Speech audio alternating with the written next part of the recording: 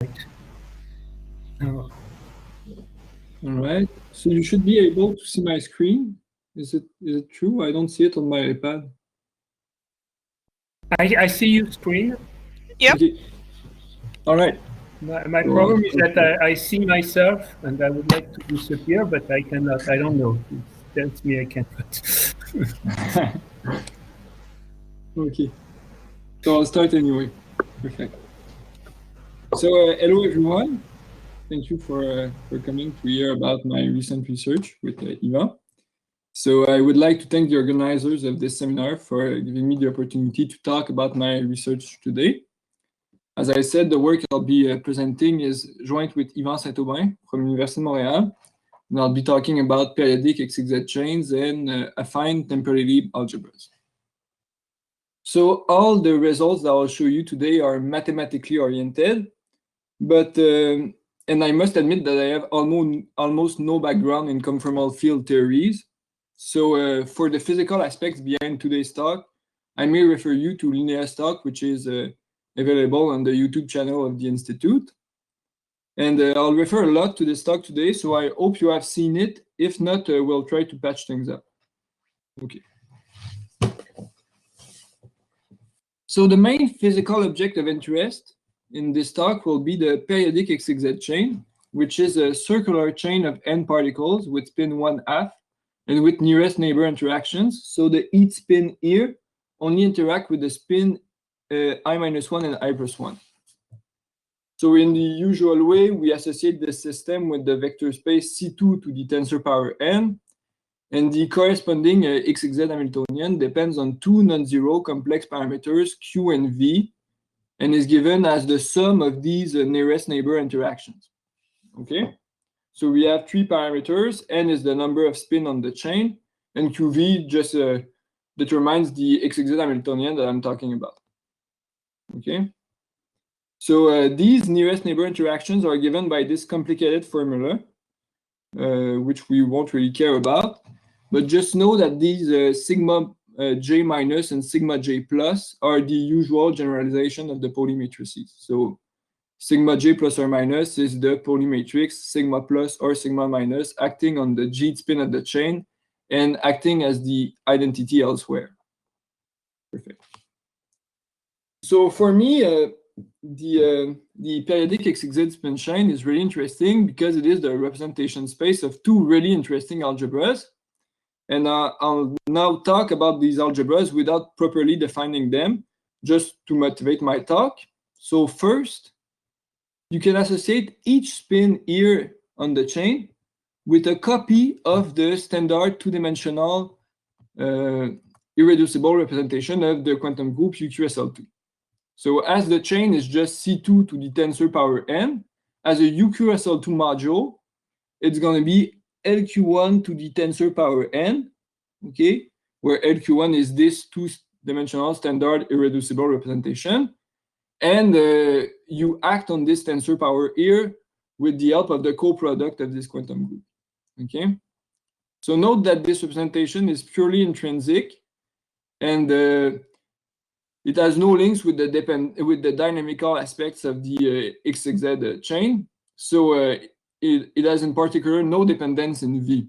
In fact, it would act this. We could make UQSL2 act the same way on a non-periodic spin chain, and here we could define this representation only because we had a physical system of n particles with spin 1/2.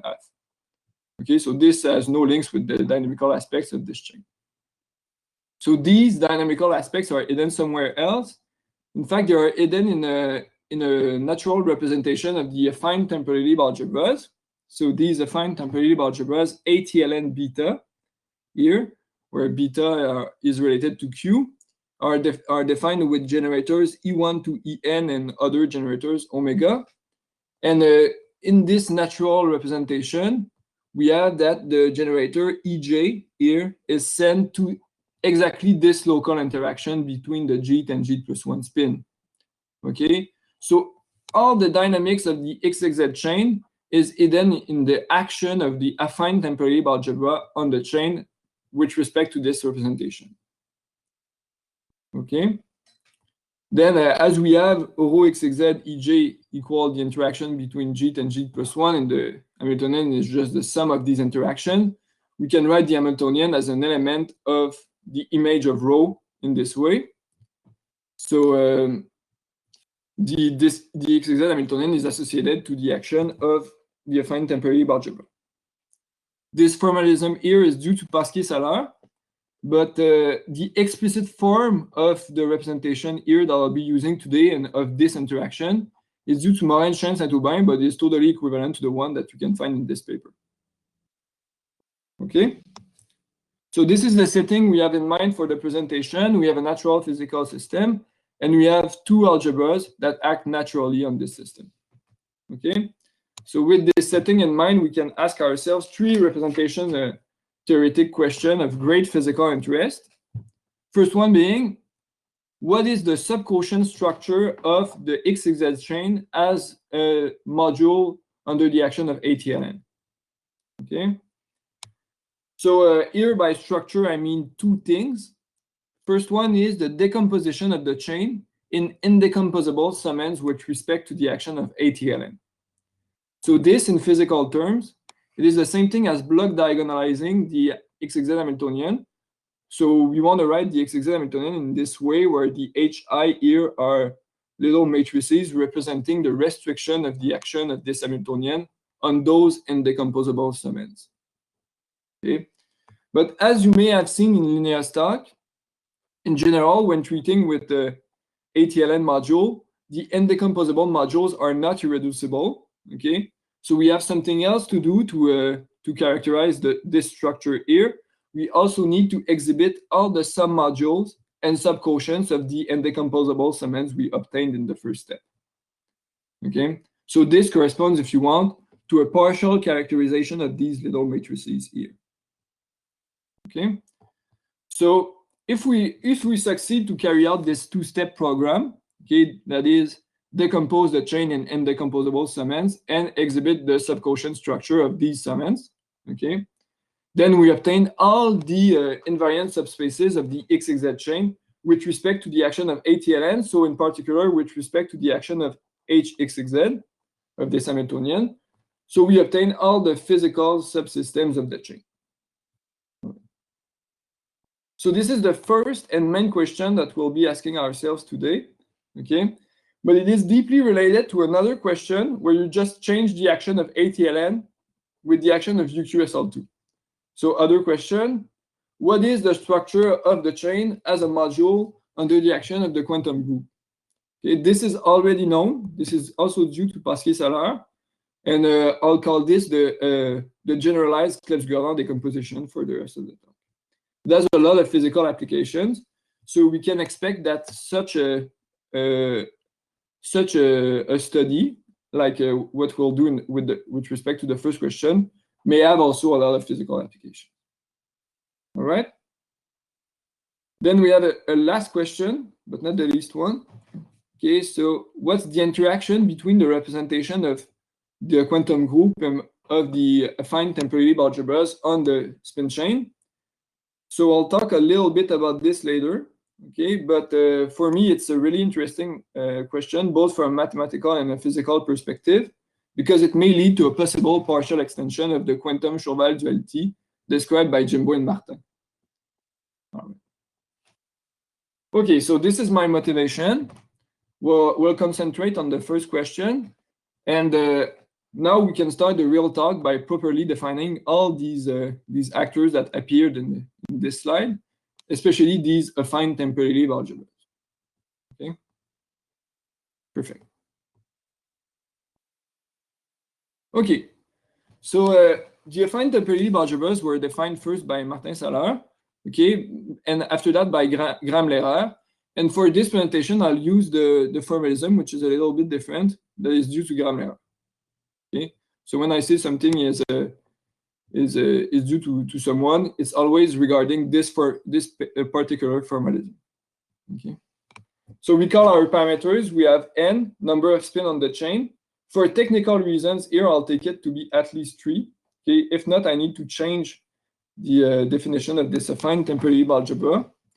And I'll take a non-zero complex parameters Q, which is related to my XXZ Hamiltonian.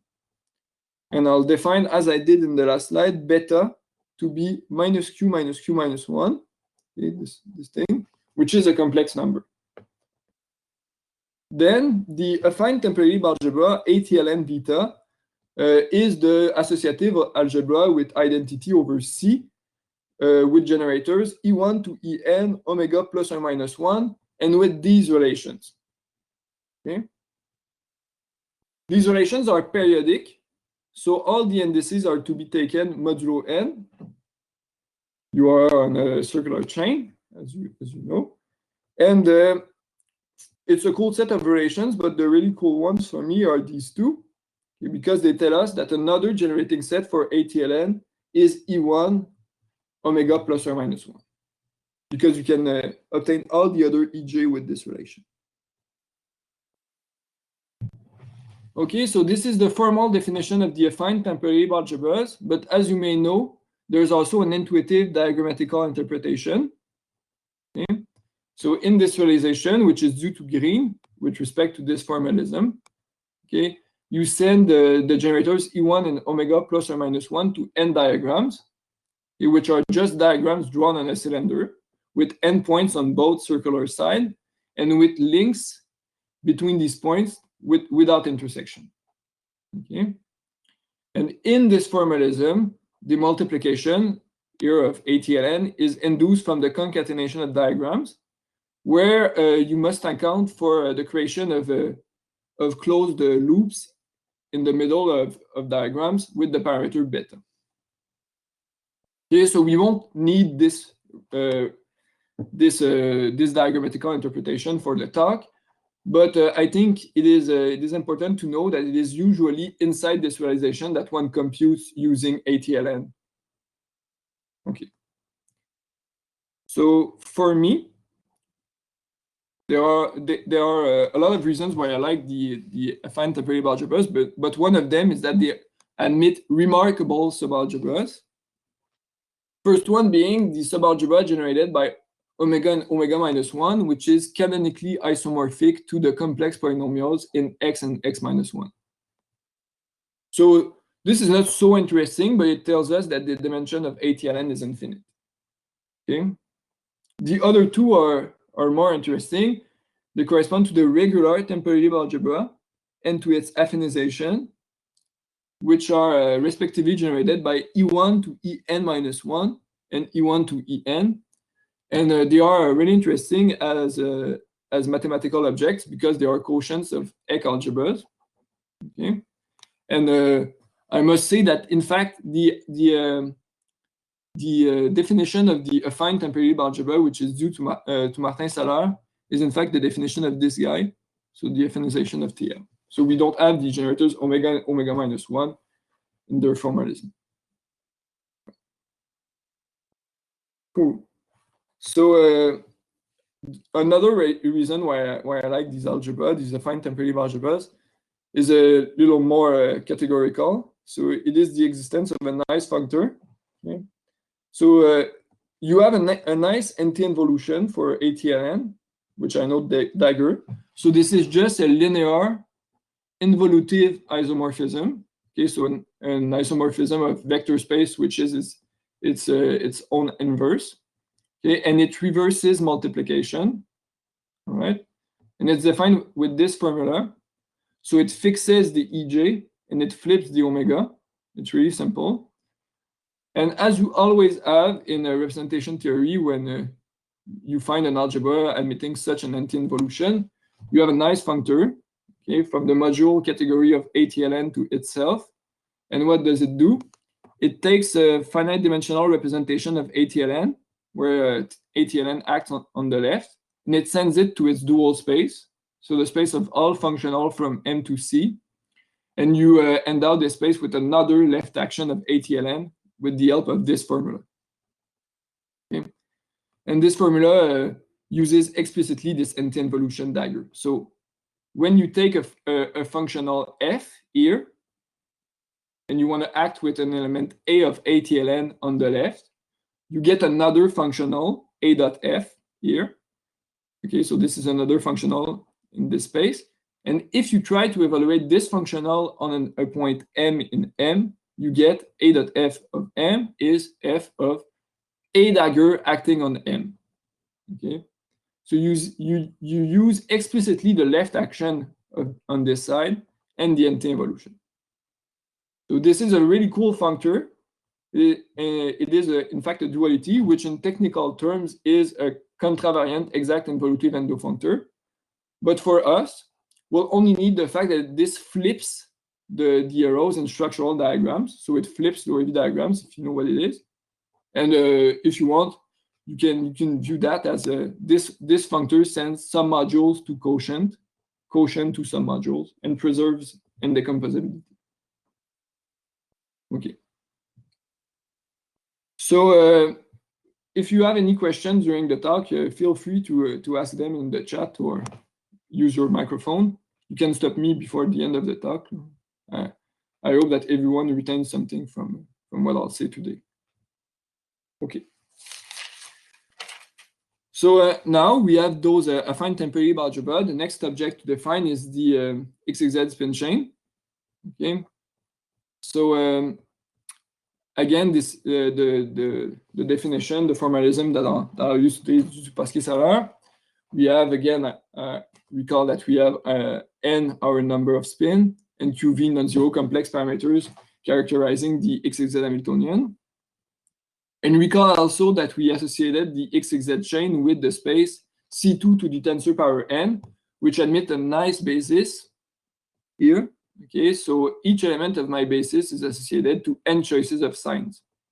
So you just take the usual basis for C2, okay, with ket plus and ket minus, and you get the induced basis on the tensor power. Okay, in this space, we have two natural operators. First one is called the diagonal spin operator. It acts diagonally on my basis, okay, with the eigenvalue sum of the signs. So this eigenvalue was also called momentum. It was also called magnetization by linea. And we have another operator, which is the left translation operator, which acts on my basis as a left translation of the signs. So you can't really get anything simpler than that, okay? And these are the only operators used to finish the definition of my representation rho XXZ. So the representation rho XXZ here, we already knew that it was going to send the EJ generator to the local interaction between the G and G plus 1 spin. So the only thing we needed to define was the image of omega under this map, rho XXZ. And it is defined as a weighted translation. So you weight the left translation operator with the help of the spin eigenvalue here. Cool. So note that what's interesting about this representation, first, note that the left translation operator here only rotates these signs. Okay, so if I act on a basis element with this operator, it doesn't change the spin eigenvalue, this sum of the signs. It only rearrange it. Okay, so if you want my the eigenspaces of my chain with respect to this operator are invariant under the action of omega. Okay. After that, this is also true, in fact, for the action of this operator, the local interaction, because in each of its terms, okay, if you look at each of its summands, you have the same number of negative and positive polymatrices. Okay, so here we have one negative polymatrix, one positive. Here we have two positive polymatrix and two negative. Okay, so this sums up to 0 in each term. So this operator doesn't change the spin eigenvalue of the vectors that I'm acting on. Okay, in mathematical terms, this means that the spin eigenspaces of my XXZ chain are invariant subspaces under the action of aTLN with respect to the representation of XXZ. So as aTLN modules, we naturally get a decomposition of the chain as a direct sum of its eigenspaces. Okay. So for the rest of the talk, I'll denote by CMQVD here the eigenspace of the chain CNQV with spin eigenvalue D. Okay, and note that as in the SL2 case, D is between minus n and of the same parity of that of n. Okay. So it's the same eigenvalue that you would find by looking at a chain with SL2 symmetry. Okay, so correspondingly to the first question we did ask ourselves at the beginning of the talk, the goal for the rest of the talk is now to investigate the structure of these aTLN modules, these CNQVD, the spin eigenspaces. And in fact, we want to know, are these guys indecomposable? Okay, are these guys indecomposable? What are their subquotients and their low-wave diagram? So to do that, here are some first observations. First, this is the dimension of CNQVD. Here we won't really need it, but it's cool to know that it's given by such a nice formula. And after that, here are two natural isomorphisms we get. First one is called spin flip, because it sends one of my basis element to the one where all the signs are flipped. Okay, and it relates the D eigenspace of the chain CNQV to the minus D eigenspace of the chain CNQ minus 1 V minus 1. So if you use this isomorphism, you need to change parameters for the method. But this is a really cool thing, okay? Because we want to investigate the structure of these guys, D, CNQVD, and here D can go from minus n to n. But if we use the spin flip isomorphism, we can restrict ourselves to the study of the non-negative eigenvalues. Okay? Because if I have a negative eigenvalue, I can relate my eigenspace to another eigenspace where the eigenvalue is non-negative. Cool. So this is my first isomorphism. The second one is just the action of the duality on the eigenspaces. You could see specific cases of this isomorphism in Linnea talk. Okay, this is the general thing. So as she said, the dual of a spin eigenspace is again a spin eigenspace, and in fact you only need to inverse the parameter V. Yeah. Okay, cool. So this is our first observations regarding the structure of these spin eigenspaces. To go further in the study of these guys, we need to introduce another class of natural aTLN representations, which are called the standard or cellular modules, and are due to Gram-Lehrer, but could also be found in a way in the paper by Martin Salah for the affinization of TLN. Okay. So we now go deep inside the representation theory of aTLN. So I won't define these standard modules precisely, but just know that they depend on two parameters, D, which is non-negative and of the same parity of that of n, and Z, which is non-zero and complex and called a twisting parameter or pseudo-momentum. So the standard modules with parameter dz is denoted W and dz, and these standard modules are usually thought of as linear combinations of monic and D diagrams, okay, which are again diagrams drawn on a cylinder. Okay, but now we have n points on one side, D points on the other side, and no arcs on the side with D points. So these guys here, the points on this side, must be linked to a point on the other side with what I call a true line. Okay, so these are monic ND diagrams, and the action of aTLN is again on the left and is induced with concatenation of diagram. We won't need it, but here the parameter Z, the pseudo momentum or twisting parameter, accounts for the right twisting of the lines with a right action of omega. This is pretty technical, in fact, and as I said, we won't need it.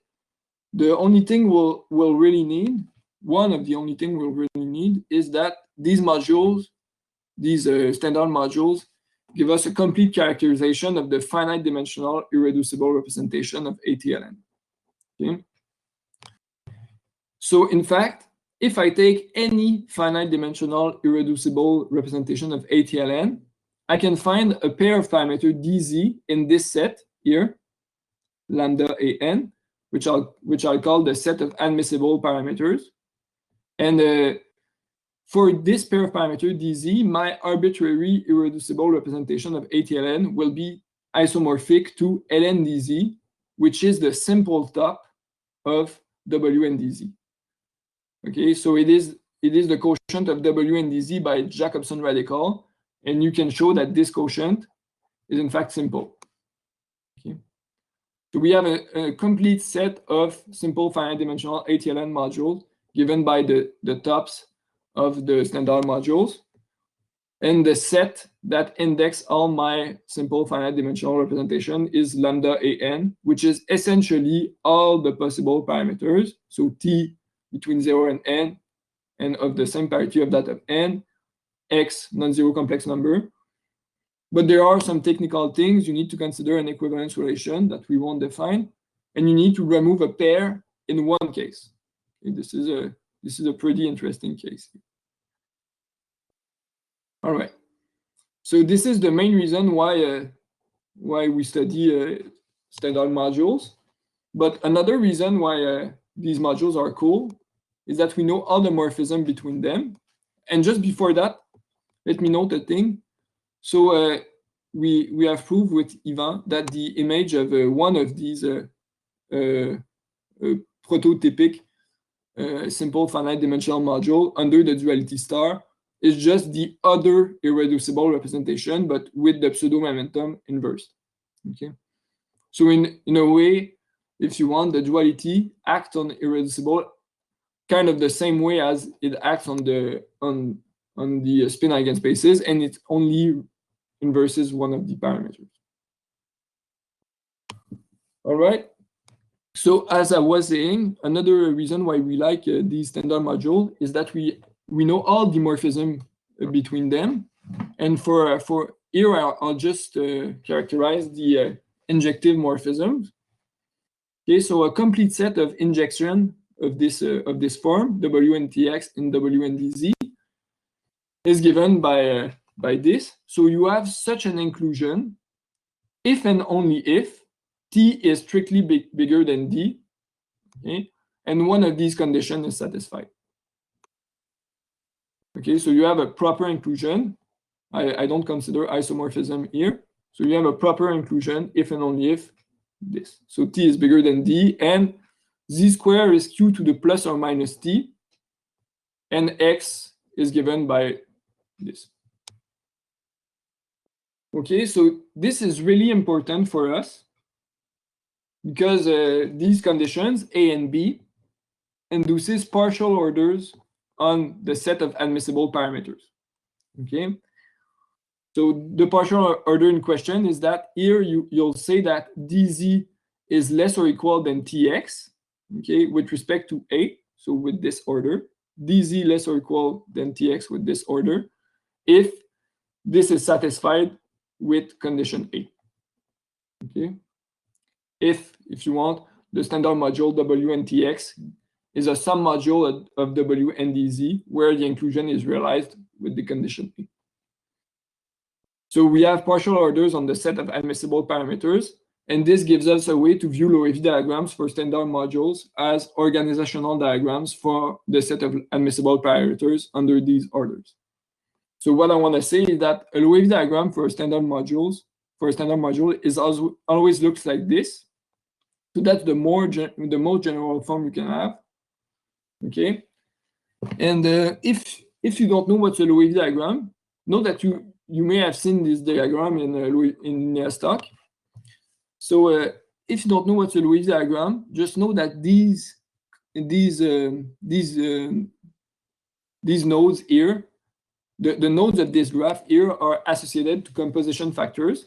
So dz here stands for ln dz, the irreducible representation of aTLN, and the arrows just are telling you how these composition factors are linked together to form the module under consideration.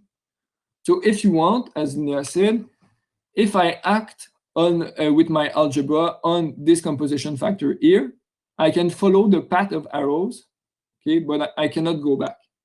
Okay, so if I act with my algebra on the factor dz, I may end up in sy, okay, but if I act with my algebra on sy, I cannot go in dz. All right. So mathematically, this is in fact characterized with a non-split short exact sequence, but it's essentially the same thing. And okay, so this is the Loewy diagram for a standard module. Okay, in this diagram, you can also find the Loewy diagram of another standard module here, W and SY. And this is the inclusion of W and SY in W and DZ is realized with the condition A. So as I said, in this very specific case for standard modules, you can also view this diagram as the organizational diagram of lambda an under these orders.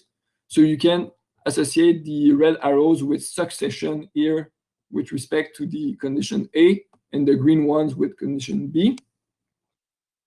And I just want to say that sometimes this this diagram can be simplified, okay, because you can associate sometimes composition factors and arrows. Okay, so we'll see example where this diagram is simplified later. And note that we have a parameter p here, which is in fact the minimal and positive integers such that q to the 2p equal 1. So you may say that we have a problem if q is not a root of unity, but if q is not a root of unity, in fact, we never have more than 2 composition factors, and all the composition factors below this line won't appear. Okay, so we don't have a problem. And even if q is a root of unity, this diagram is always finite and will truncate at some point, because if you start from the top and you go to the bottom, you see that this condition here, t bigger than d, okay, forces the integers here to form a strictly increasing sequence. So there's a point where they must exceed the number of spin n, and at this point they leave this set of admissible parameters and are not associated anymore to composition factors. Okay, so this is really technical, and we won't really need it. Okay, I'm sorry for that. I just need to show this Loewy diagram once. Okay, but just know that if you never saw Loewy diagram, just know that these are also called structural diagrams. They're used to represent visually the structure of modules. This is essentially the only thing you need to know. And the orientation of arrow here is really important.